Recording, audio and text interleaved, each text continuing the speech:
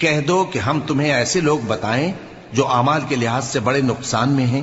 یہ وہ لوگ ہیں جن کی دوڑ دھوپ دنیا کی زندگی میں برباد ہو گئی اور وہ یہ سمجھے ہوئے ہیں کہ وہ اچھے کام کر رہے ہیں۔ یہ وہ لوگ ہیں جنہوں نے اپنے پروردگار کی آیتوں کو نہ مانا اور اس کے سامنے جانے سے انکار کیا، تو ان کے اعمال ضائع ہو گئے۔ سو ہم قیامت کے دن ان کے لیے کچھ بھی وزن قائم نہیں کریں گے۔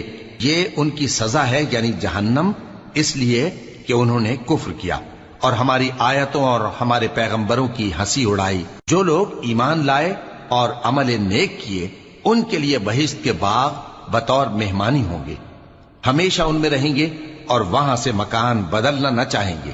کہہ دو کہ اگر سمندر میرے پروردگار کی باتوں کے لکھنے کے لیے روشنائی ہو تو قبل اس کے کہ میرے پروردگار کی باتیں تمام ہوں سمندر ختم ہو جائے، اگرچہ ہم ویسا ہی اور اس کی مدد کو لائیں۔ کہہ دو کہ میں تمہاری طرح کا ایک بشر ہوں، البتہ میری طرف وہی آتی ہے کہ تمہارا معبود وہی ایک معبود ہے۔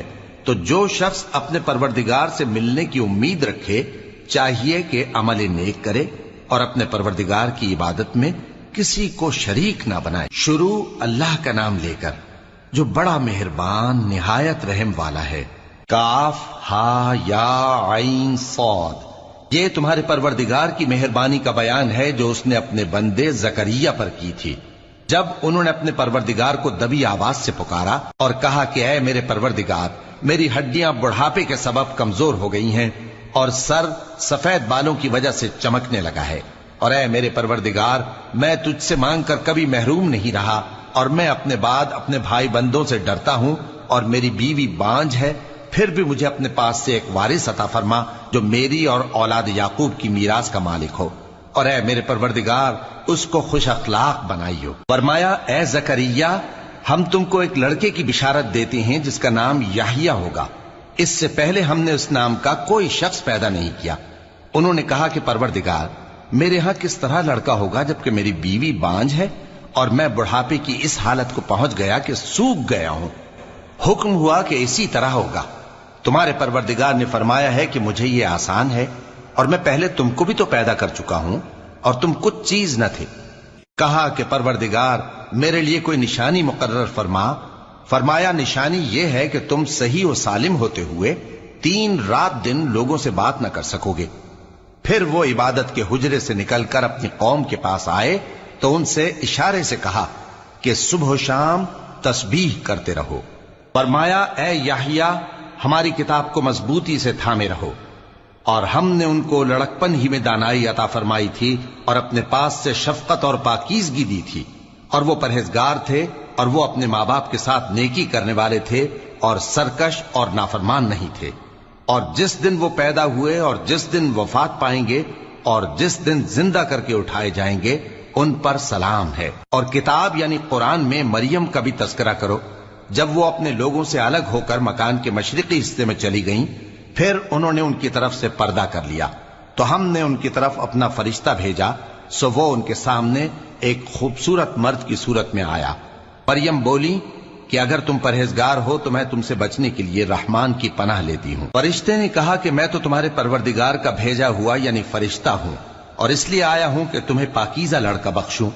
مریم نے کہا کہ میرے ہاں لڑکا کیوں کر ہوگا جبکہ مجھے کسی مرد نے بطور شوہر چھوا تک نہیں اور میں بدکار بھی نہیں ہوں۔ فرشتے نے کہا کہ یوں ہی ہوگا، تمہارے پروردگار نے فرمایا کہ یہ مجھے آسان ہے اور میں اسے اسی طریق پر پیدا کروں گا تاکہ اس کو ہم لوگوں کے لیے اپنی طرف سے نشانی اور ذریعہ رحمت بنائیں، اور یہ کام مقرر ہو چکا ہے۔ چنانچہ وہ اس بچے کے ساتھ حاملہ ہو گئیں اور اسے لے کر ایک دور جگہ چلی گئیں۔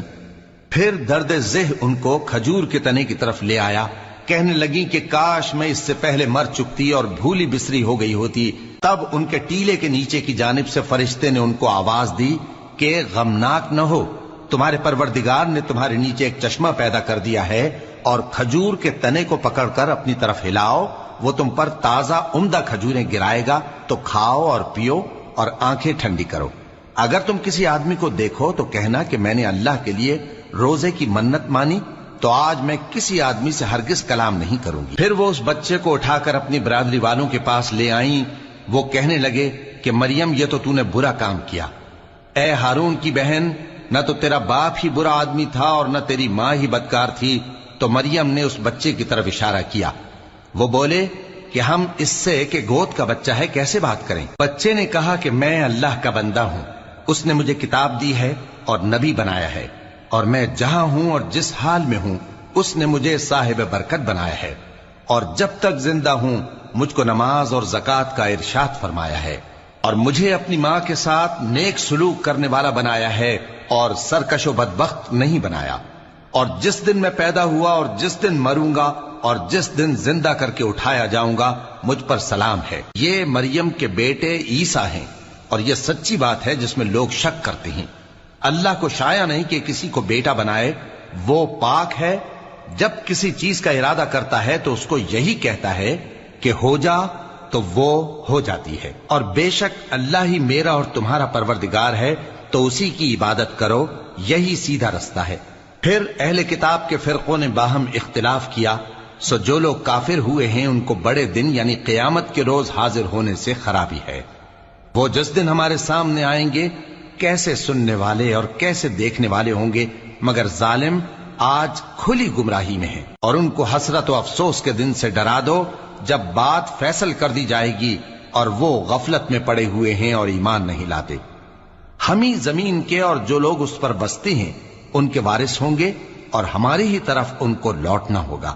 اور کتاب میں ابراہیم کا ذکر کرو، بے شک وہ نہایت سچے تھے، پیغمبر تھے۔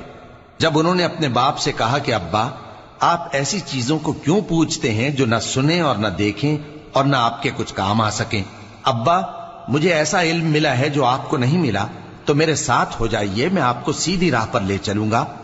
ابا شیطان کی پوجا نہ کیجیے، بے شک شیطان اللہ کا نافرمان ہے۔ ابا مجھے ڈر لگتا ہے کہ آپ کو اللہ کا عذاب آ پکڑے تو آپ شیطان